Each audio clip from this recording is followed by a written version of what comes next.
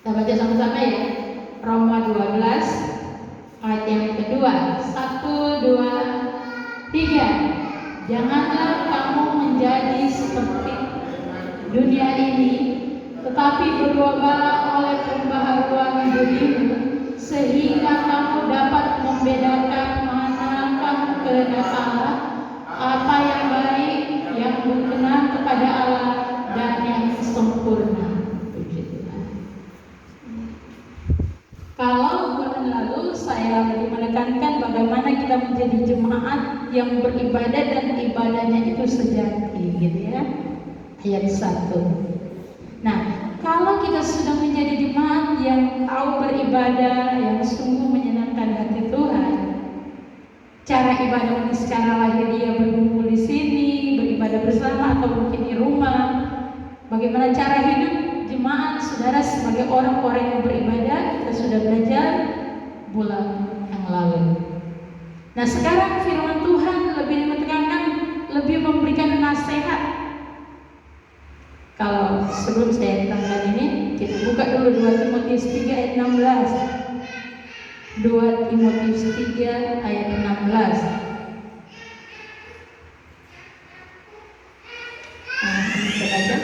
Segala tulisan yang diilhami Allah memang bermanfaat untuk mengajar, untuk menyatakan kesalahan, untuk memperbaiki kelakuan, dan untuk mendidik orang dalam kebenaran.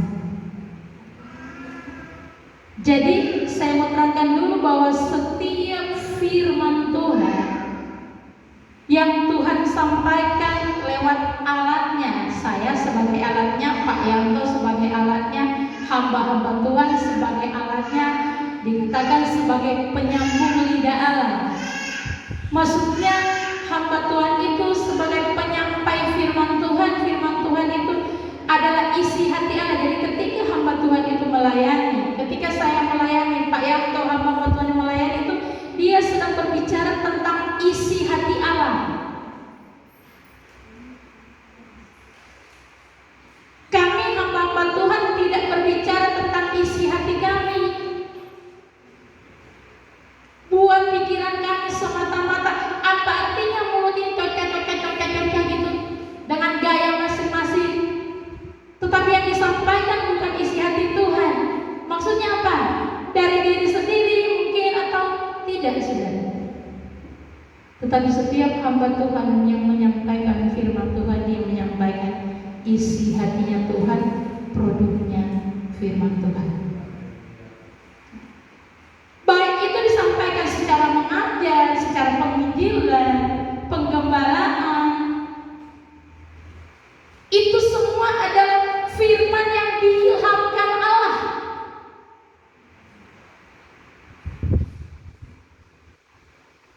Jadi kalau ada firman yang saudara dengar yang datang kepada saudara yang menyinggung, kebetulan sesuai dengan apa yang saudara lakukan, sesuai dengan keadaan saudara, saudara mungkin bilang, ini menyindir saya ini, hamba Tuhan ini menyindir saya. Tidak, saudara. Saudara mungkin ini sudah tugas pernah pelayanan, bukan pernah, saudara tugas pelayanan ujian contohnya. Saudara berdiri di sini, saudara merasakan gak gampang orang bisa berdiri di mimbar membawa pujian saja gitu. Kalau orang itu tidak apa ya, bukan tidak terbiasa, maksudnya dia merasa makanya dengan susah. Ayo yang lain misalnya itu, ayo gitu, gak usah Mister, saya gak bisa, saya lo gak bisa, karena memang gak sembarangan. Jadi Bapak Ibu Saudara jemaat yang dipercaya Tuhan untuk berdiri di sini, baik itu memimpin pujian, itu bukan pelayanan sembarangan. Tidak semua orang bisa.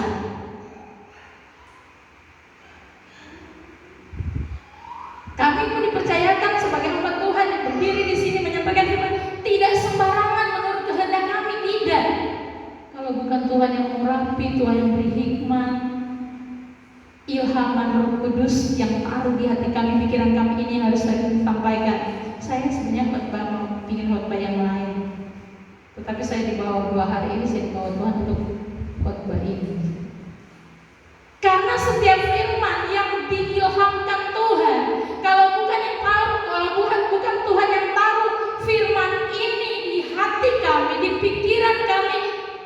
bisa menyampaikan yang lain selain apa yang Tuhan tahu, apa yang Tuhan kasih. Jadi saudara harus perhatikan firman itu. Bagaimanapun siapapun orang yang menyampaikan firman itu adalah ilhaman Allah. Amin. Pewahyuan gak sembarang saudara. Saudara mungkin dengan berbeda-beda hamba Tuhan yang tampil menyampaikan firman. Seperti saya, saudara dengar seperti ini bisa menyampaikan. Saya tidak sembarangan berbicara, saudara, kalau bukan Tuhan yang menuntun saya. Jadi firman yang saudara dengar itu adalah ilhaman Allah.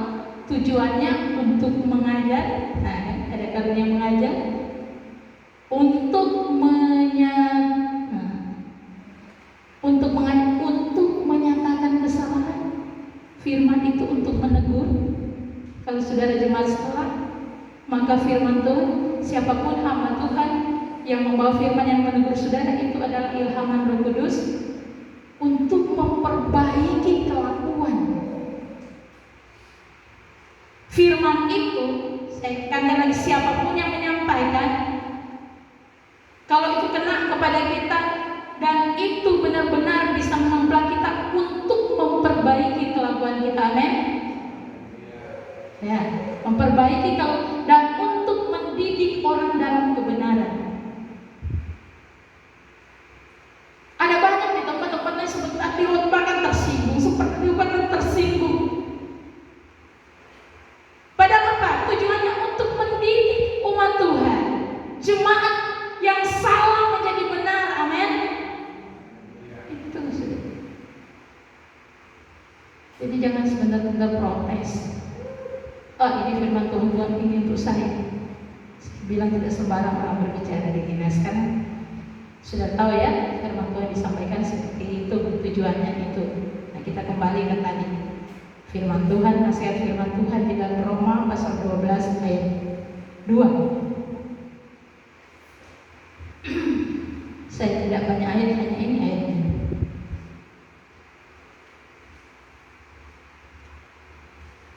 Janganlah kamu menjadi serupa dengan dunia ini, tetapi berubahlah oleh pembaharuan budimu, sehingga kamu dapat membedakan manakah kehendak Allah, apa yang baik, yang berkenan kepada Allah, dan yang sempurna.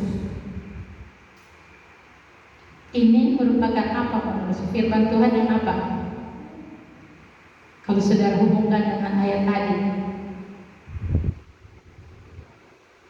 ilhamnya, yaitu ilhaman Allah, firman Tuhan dari ayat ini yang saudara tangkap apa ini? Mengingatkan, menegur. Ada berapa ya? Ini mengingatkan, memperbaiki kelakuan, mendidik dalam kebenaran. Ini masuk di firman Tuhan ini ya, ayat ini ya. Jangan, nasihat firman Tuhan mengingatkan jemaat hari ini, jangan kamu menjadi serupa dengan dunia ini. Dunia ini begitu cepat berubah, saudara. Seiring dengan teknologi mulai muncul begitu cepat. Kadang-kadang otak manusia dipaksa untuk mengikuti secepatnya pertumbuhan dunia ini, saudara. Tetapi saudara dan saya punya patokan, punya pegangan, punya filter. Tuhan ingatkan kita, jangan kamu menjadi serupa dengan dunia. Yang saudara tahu dunia ini sebentar apa sekarang? Yang pasti ketakutan, ya kan? Terus dunia ini sebentar apa sekarang? Kesulitan, sehingga menimbulkan banyak kejahatan. Kejahatan dalam berbagai macam hal.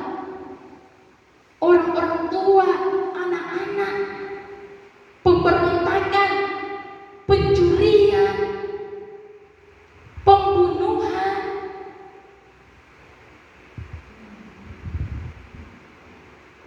Ketakutan menyeluruh, saudara.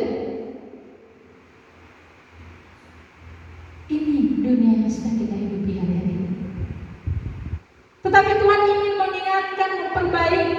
meluruskan jalan hidup kita. Bagaimana kita hidup sebagai anak Tuhan di zaman seperti ini. Jangan kamu menjadi serupa dengan dunia ini, tetapi berubahlah oleh pembaharuan budimu. Saudara, saya cari di kamus umum. Apa sih arti budi ini? Budi ini ada hubungannya dengan kesadaran, pemikiran atau pola pikir, dengan pokoknya dengan pikiran akal. Pola pikir kita, otak kita, kesadaran kita itu, kalau kita menerima apapun itu, membaca apapun itu, selalu pertama-tama sebelum masuk di hati kan kita tangkap dengan pikiran. Oh, ada berita ini. Saudara dengar, misalnya dengar ngomongan, gosip, ada yang gini menjelaskan orang lain. Saudara pasti tangkap dulu dengan pikiran, belum dimasukkan ke hati, masih pikiran. Atau saudara lihat ada sesuatu yang terjadi, oh iya begini ternyata ya, oh kejadiannya begini ya, itu saudara tangkap dengan pikiran, belum masuk ke hati. Meresponi sesuatu nggak langsung di hati, saudara. Pasti pertama-tama ditangkap dengan pikiran. Entah itu kita responi secara positif, secara negatif, omongan orang, situasi sama, kejadian, pasti kita akan terima dengan pikiran dulu, sehingga kita olah dulu. Benar nggak ini? Akan timbul kepercayaan di dalam hati atau keraguan di dalam hati kita. Tetapi itu munculnya dari pikiran. Makanya saya lihat, oh iya, persepsi, ada di situ ya, persepsi, kesadaran yang berhubungan dengan pola pikir atau pikiran. Jadi janganlah kamu menjadi serupa dengan dunia ini, sehingga berubah oleh pembaharuan pola pikirmu,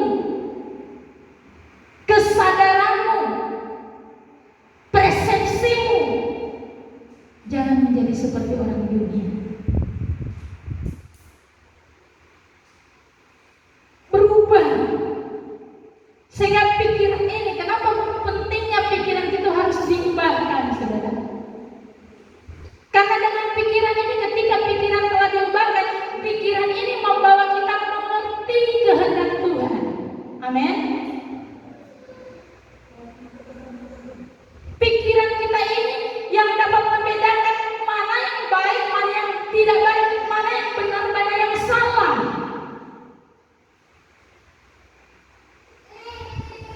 Kalau cara pikir dunia tentang Tuhan itu pasti salah, karena dunia dengan Tuhan bertentangan. Pola pikir dunia dengan pola pikirnya Tuhan itu bertentangan. Makanya ada di dalam Yakobus pasal 4 ayat 4 dikatakan orang yang bersahabat dengan dunia ini adalah musuhnya Allah. Barang siapa bersahabat dengan dunia ini berarti dia menghadapkan apa ya? Coba kita baca dulu Yakobus 4 ayat 4. Oh, tambah ayat lagi. Sebenarnya itu cuma paham 3 ayat toh. Yakobus 4 ayat 4. Coba apa benar dalam itu? Tante sudah lihat juga. Ya, hai kamu orang-orang yang tidak setia. Tidakkah kamu tahu bahwa persahabatan dengan dunia ini adalah permusuhan dengan Allah? Jadi barang siapa yang hendak menjadi sahabat dunia, ia menjadikan dirinya musuh Allah. Amin. Amin. Kalau cara pikir kita, pola pikir kita, dunia selalu berpola pikir, cara pikirnya negatif tentang Allah, tentang janji Allah, tentang firman Allah, tentang kebenaran Allah. Kalau saudara punya pola pikir negatif tentang kebenaran Allah, ada satu kata ayat yang saudara tidak percaya kepada kebenaran Allah, bagaimana mungkin saudara bisa melakukan kebenaran Allah kalau saudara tidak percaya dengan pikiran saudara? Satu kata pun saudara, oh iya itu kan firman Tuhan, tapi namanya manusia. Iya tahu saya firman Tuhan bilang begitu, tetapi yang namanya manusia saya terbatas. Pola pikir itu pola pikir dunia, saudara, bertentangan dengan firman Allah. Saudara adalah sahabat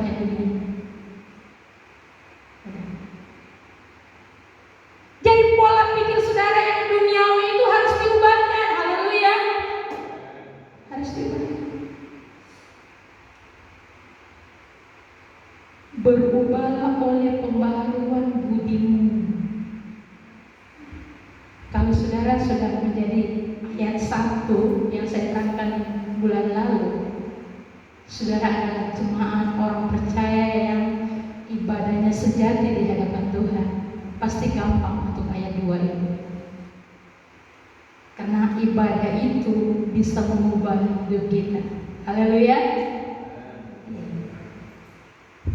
Ibadah itu, kalau saudara lakukan ibadah sejati itu yang bisa mengubah saudara dan saya.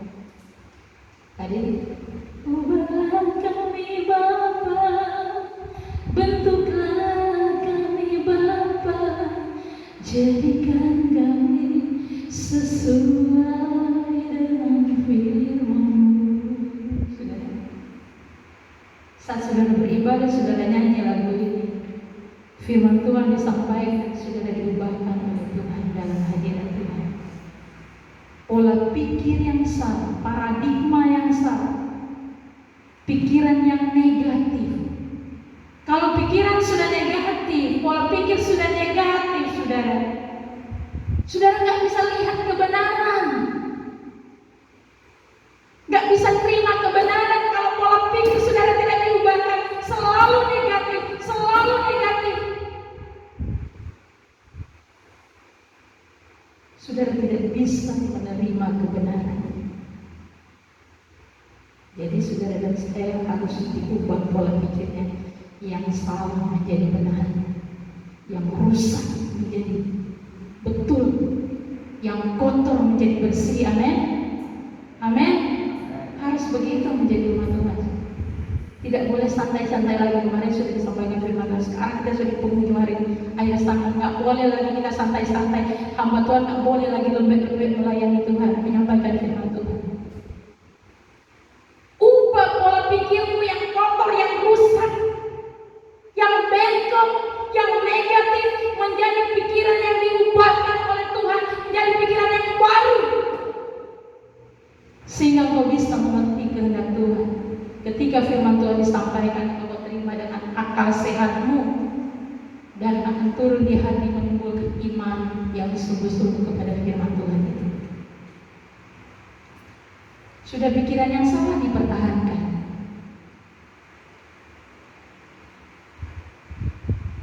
Apa-apa kan sudah selalu lengkap dengan pikiran. Saya bilang tadi, gak langsung di hati, pikiran dulu. Kita timbang, saudara. Kalau dunia menawarkan seperti ini, maka kalau pikiran kita diubahkan, kita akan bilang, oh itu salah. Firman Tuhan bilang gak boleh begitu. Firman Tuhan bilang harus begini. Pikiran itu belum hati.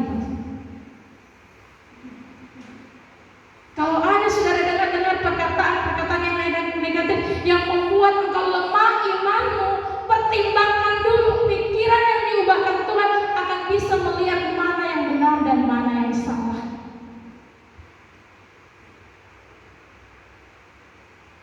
Saudara, memang kita harus bersihkan hati kita dan pikiran kita.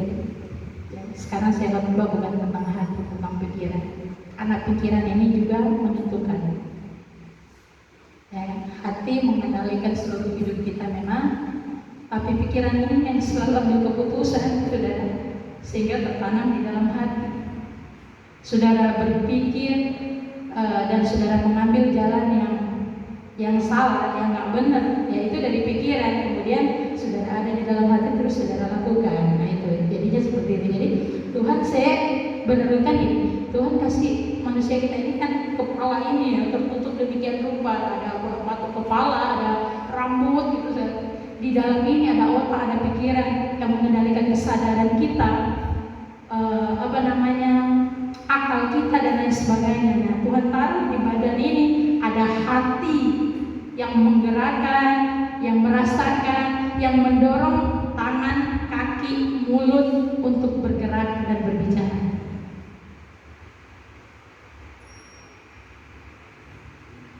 Ubah pola pikir yang salah, jangan jadi seperti dunia. Ya. Kalau dunia selalu menawarkan yang bertentangan, semuanya saudara ingat aja, ketika saudara berpikir, tentang sesuatu, atau ketika saudara melihat sesuatu, mendengar sesuatu, mengerti keadaan, misalnya saudara olah dulu di pikiran dengan baik. Ini benar enggak ya? Ini salah enggak? Ini pikiran saya ini menyenangkan hati Tuhan atau enggak ini? Saya kalau pikiran ini mengolah saya, kalau nanti bertindak ini, saya menyenangkan hati Tuhan apa menyenangkan manusia? Begitu. Ini semuanya pikiran yang ngolah itu, saudara. Sehingga dia akan masuk ke dalam hati, mana yang saudara pegang, mana yang saudara olah di pikiran. Kalau saudara olah di pikiran negatif, yang ada di dalam hati ini negatif juga.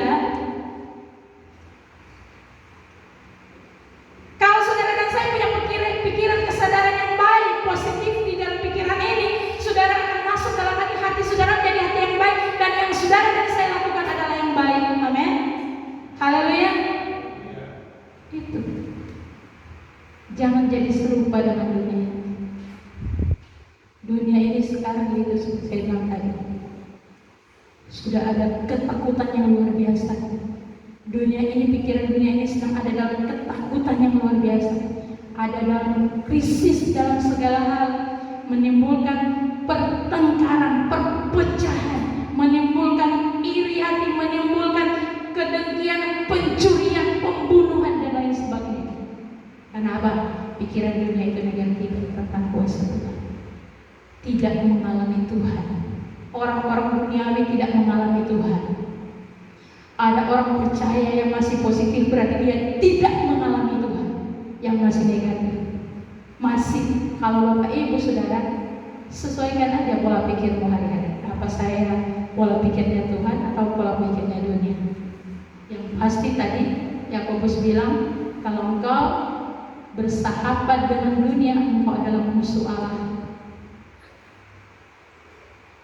Kalau pola pikirmu dunia, engkau adalah musuh Allah. Tidak ada berkat yang Allah akan kasih. Kalau kita sudah bermusuhan, saudara kalau bermusuhan gimana? Ya. Banyak hal saudara kita pikirkan ini. Dari pikiran kita olah, terus kita lakukan jadian yang menjadikan semuanya kita menjadi musuh Allah. Tidak menyenangkan hati Allah. Saudara, lawan dari tidak menyenangkan hati Allah, orang yang menyenangkan hati Allah dengan lawannya apa? Mengecewakan hati Allah kan? Mendukakan hati Tuhan. Dunia itu selalu melahirkan hal-hal yang mendukakan hati Tuhan. Pola pikir dunia itu yang selalu mendukakan Roh Kudus. Padahal kami sebagai hamba Tuhan selalu menggiring jemaat untuk menyenangkan hati Tuhan.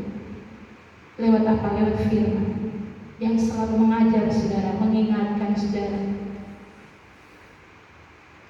membawa saudara kepada kebenaran yang sempurna. Tapi apalah hamba Tuhan hanya sekedar alat.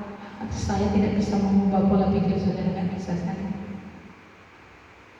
Kami hanya hamba Tuhan menyampaikan isi hati Tuhan, tapi tidak bisa mengubah pola pikir saudara. Kalau sudah pikiran duniawi, saudara tidak mau berubah, kami pun tidak bisa mengubah. Hanya kami serahkan sama Tuhan, hanya Tuhan yang bisa mengubah saudara dengan caranya.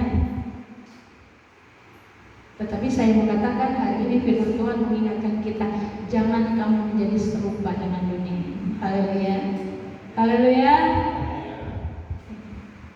Tetapi berubahlah oleh pembaharuan pikiranmu. Semua belum sempurna. Saya kadang-kadang pola pikir mungkin bisa salah, ya kan? Manusia sama, kita masih bisa makan nasi dan lain sebagainya. Saya bukan lebih dari saudara, tidak sama manusia, cuma di hadapan Tuhan, Tuhan sudah panggilan khusus itu sudah Tuhan taruh sebagai hamba Tuhan.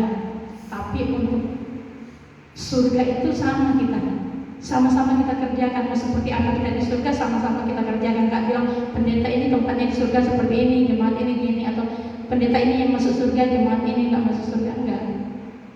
Di hadapan Tuhan itu surga itu sama bagi semua orang.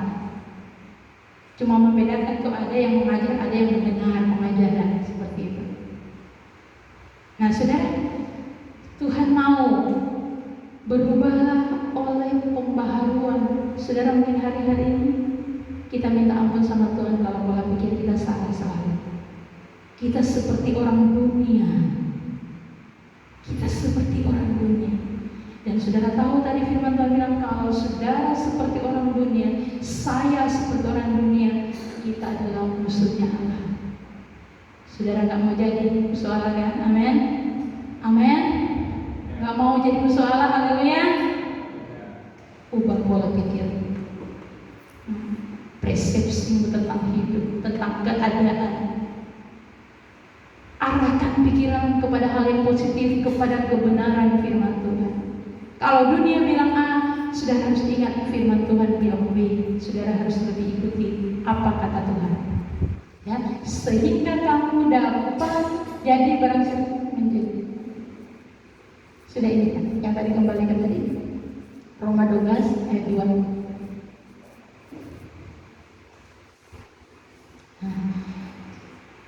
Sehingga kamu dapat membedakan manakah kehendak Allah, apa yang baik, apa yang berkenan kepada Allah, dan apa yang sempurna. Kalau pola pikir kita sudah diubahkan, saudara dan saya sudah taklukkan kepada firman Allah, bukan kepada dunia, ya. Saudara dan saya sudah arahkan kepada Tuhan. Saya serahkan pikiran saya kepadamu Tuhan. Kalau pikiran saya kotor, pikiran saya salah, pikiran saya negatif, ubahkan pikiran saya untuk menjadi baik, untuk menjadi positif, untuk menjadi pikiran yang bersih, sehingga aku dapat mengerti kehendak. Kita mengerti kehendak. Oh Tuhan, walaupun saya seperti ini, ternyata Tuhan sediakan ini, gitu ya. Supaya kamu mengerti. Jadi kalau pikiran gak diubahkan, sampai kapanpun mau mencerma seperti apa saya ngomong di depan, kalau pikiran saudara tidak mau diubahkan, saudara sama sekali tidak pernah akan mengerti kehendak Allah. Sehingga percuma saudara beribadah sama Tuhan kalau gak mengerti kehendak Allah. Tetapi pikiran yang diubahkan, dia akan mengerti kehendak Allah. Kemudian dia akan tahu, menimbang, mengolah, menerima apa yang baik. Yang baik itu produknya dari mana? Coba saudara. Apa yang baik produknya dari mana? Tuh, Tuhan. Allah itu baik, Allah itu baik. Firman Tuhan di Mazmur. Kita mengerti, oh ini dari Tuhan, ini kehendak Tuhan, ini peringatan dari Tuhan, ini adalah teguran dari Tuhan. Nah itu. Teguran itu di hadapan Tuhan sesuatu kebaikan kita. Ya. Tadi menyatakan kesalahan. Jadi kalau saudara ditempelak oleh firman Tuhan, itu adalah kebaikan dari Tuhan untuk kita. Amin. Haleluya. Kebaikan dari Tuhan. Jangan saudara jadi godok hatinya, aku gak mau terima firman, apalagi yang menyampaikan ini. Itu untuk saya itu. Apapun firman Tuhan yang sampaikan, entah itu untuk menegur kesalahan, memperbaiki kelakuan, mengingatkan, itu adalah yang baik dari Tuhan.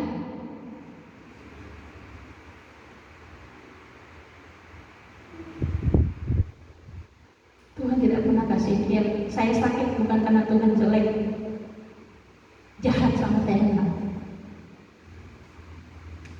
Tetapi saya bagi semua ini ada kebaikan Tuhan. Itu pikiran positif saya. Kalau saya lewati, ternyata Tuhan nggak panggil saya saat ini dengan sakit ini, Tuhan masih kasih kesempatan hidup. Mungkin 1000 tahun lagi. Jangan kalau Tuhan izinkan saya lewati ini, saya belajar tentang rencana Tuhan, kehendak Tuhan. Tapi saya yakin bukan Tuhan marah, Tuhan enggak baik, tapi selalu Tuhan baik. Itu adalah cara Tuhan yang baik buat saya. Kalau kita berpikir, pola pikir positif kepada Tuhan. Kalau pola pikir positif negatif kita sama Tuhan, apa ini Tuhan ini? Saya sudah beribadah, saya sudah begini, saya sudah melayani, ngapain saya dikasih sakit? Saya nggak bisa nyanyi, saya nggak bisa melayani. Itu pikiran dunia. Gitu. Jadi supaya kita mengerti apa yang baik. Tuhan nggak pernah, saudara, situasi keadaan yang terjadi kita alami nggak pernah kalau dari Tuhan itu Tuhan izinkan nggak pernah yang jahat, baik. Makanya kemarin saya sempat ingatkan ada satu persoalan sama Mas Paulus, saya bilang bahwa kalau kita mengerti adalah cara iblis, tetapi kita harus sikapi dengan baik karena Tuhan kita itu baik, maka kita harus baik. Amin. Gitu. Segala sesuatu yang terjadi di balik dari semua itu, kalau kita positif menyikapinya, selalu ada kebaikan Tuhan di dalamnya. Di balik Daniel bilang kemarin itu, mungkin mami di belakang Tuhan mau kasih bahagia, ya. Perkataan malaikatku itu sudah, malaikatku itu. Karena dia yang mengerti saya, hanya saya. Jadi ketika dia bilang itu positif, itu sudah perkataan angel, malaikat anak kecil yang positif dengan polos, nggak bisa susun kata Tuhan mau kasih mami bahagia di belakang, katanya. Bahagia di belakang mana? Tapi kan bukan itu, saya tangkap pikirannya kan itu dengan positif. Di balik dari penyakit mami, Tuhan akan kasih mami kesehatan, kekuatan, kesehatan, misalnya berkat atau kebahagiaan, gitu sih, seperti itu. Jadi itu ya, supaya kita mengerti. Jadi kalau pola pikir saudara yang nggak baik jangan dipegang, dilepaskan ya, jangan ditaruh di pikiran ini, dilepaskan supaya kita bisa mengerti apa yang baik, yang berkenan pada Allah. Kalau pikiran kita arahkan supaya manusia itu senang sama kita, ya udah, biar saya melawan Allah, biar saya melawan kebenaran firman Tuhan, yang penting orang itu senang sama kita. Yang penting dia senang sama kita, dia gak marah sama kita, dia perhatian sama kita, dia kasih uang sama kita. Kita berusaha untuk menyenangkan pikiran kita ini, bagaimana kita berusaha untuk menyenangkan hati dia atau pikiran dia, supaya bagaimana dia memikirkan saya ini orang baik dan sebagainya. Tetapi saya katakan beberapa waktu yang lalu, carilah perkenanannya Tuhan. Jangan saudara berusaha berpikir untuk menyenangkan hati manusia. Pikirkanlah